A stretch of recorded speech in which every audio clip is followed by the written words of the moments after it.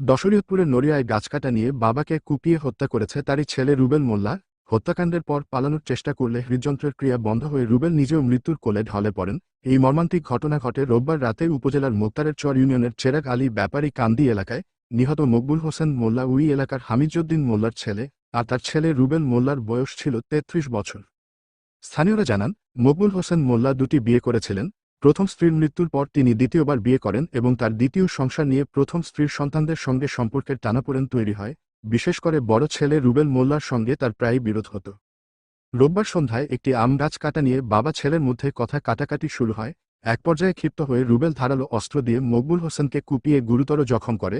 স্থানীয়রা তাকে উদ্ধার করে জাজিরা উপজেলা স্বাস্থ্য কমপ্লেক্সে নিয়ে গেলে চিকিৎসক তাকে মৃত ঘোষণা করেন।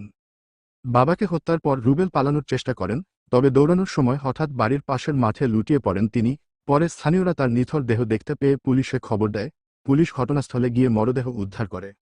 মোক্তারের চর ইউনিয়ন পরিষদের ৮ নং ওয়ার্ড সদস্য নিউ মাইকেল জানান, নিহত মকবুল মোল্লা তার নতুন বাড়িতে কিছু লাগিয়েছিলেন। সেখানে থেকে একটি চারা আম গাছ রুবেল কেটে ফেলেছিল, যা বাবার সঙ্গে তার বিরোধের কারণ হয়ে দাঁড়িয়েছিল।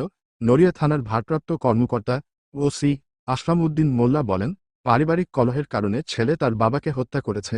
এরপর ছেলের মরদেহ বাড়ির পাশের মাঠে পাওয়া গেছে। প্রাথমিকভাবে ধারণা করা হচ্ছে, হৃদযন্ত্রের ক্রিয়া বন্ধ হয়ে তার মৃত্যু হয়েছে। পুরো ঘটনা তদন্ত করে পরবর্তী আইনি ব্যবস্থা নেওয়া হবে। চ্যানেল বাংলাদেশ থেকে সাথে আছি আমি মোহাম্মদ মিঠু ইসলাম, ঢাকা।